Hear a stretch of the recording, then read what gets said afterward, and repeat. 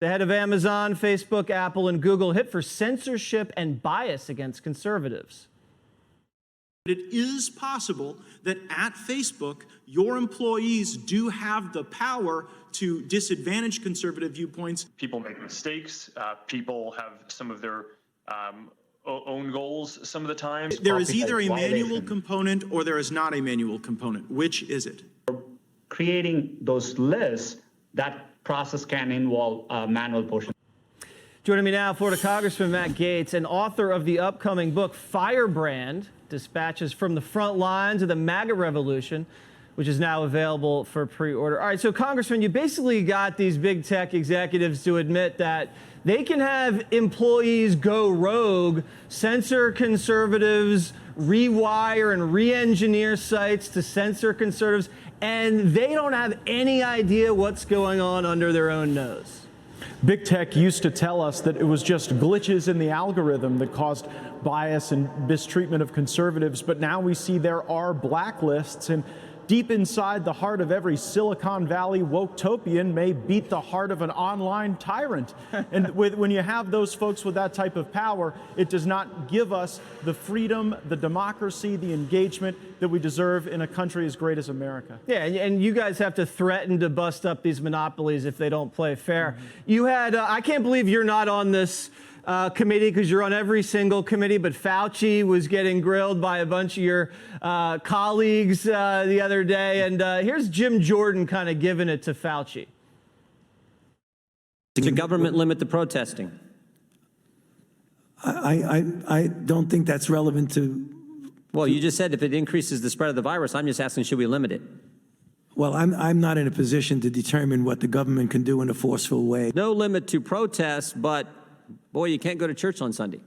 What was the, I don't know how many times I can answer that. I'm not going to opine on limiting anything. I'm just going to tell you. You've opined on a lot of things, Dr. Fauci. Yeah, but I've never This said is something that directly impacts the spread of the virus, and I'm asking your position on the protest. Yeah, I'm not going to opine on limiting anything.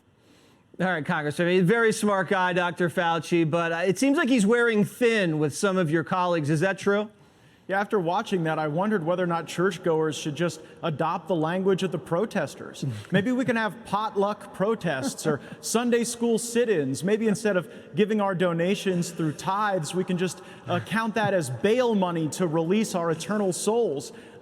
Jim Jordan pointed out that we don't get to choose the parts of the First Amendment that the government is going to allow and not allow. Right. And though this is an uncommon virus, it should not deprive public health officials of basic common sense. Right. I mean, both protected under the First Amendment, but they're playing games with the rhetoric and the regulations. All right, Barack Obama, I guess, made some news, came out and said some pretty wild stuff at the funeral of the former congressman the other day.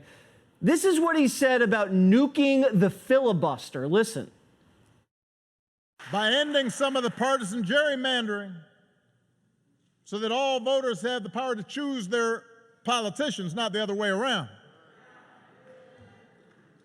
And if all this takes eliminating the filibuster, another Jim Crow relic, in order to secure the God-given rights of every American, then that's what we should do. All right, so there, everybody at the Lewis funeral gave him a big round of applause. So that's the game now. If Biden wins and they retake the Senate, they already have the House. They nuke that filibuster, man, they could add D.C. as a state. That could really tip the balance of power. They could expand the Supreme Court, Congressman. They could go after guns. They could do anything they want and just jam a radical agenda down everyone's throat. Are people prepared for that?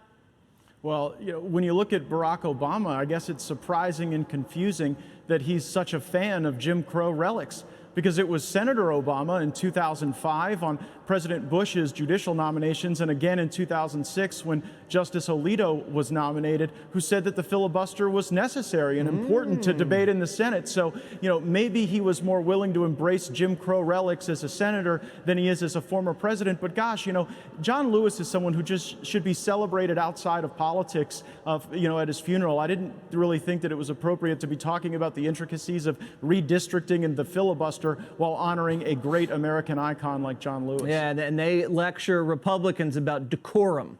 All right, there he is, Congressman Matt Gaetz, best hair in Congress. I don't know. Well, you got the best hair on Fox News, Jesse. So what a combo. What a combo. I just don't have your hair dryer. I gotta save some money for that. I'll send one to Emma. Please do.